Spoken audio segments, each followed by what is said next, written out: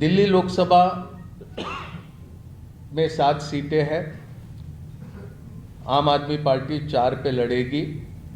Congress party 3 सीटों पर दिल्ली में चुनाव लड़ेगी, चांदनी चौक, नॉर्थ ईस्ट और नॉर्थ वेस्ट।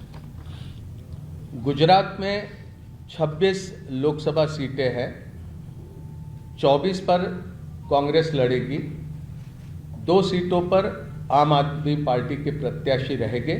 हरियाणा में 10 लोकसभा सीटों में से 9 सीटों पर भारतीय राष्ट्रीय कांग्रेस लड़ेगी और 1 सीट जो कुरुक्षेत्र की है वहां पर आम आदमी पार्टी के प्रत्याशी लड़ेंगे।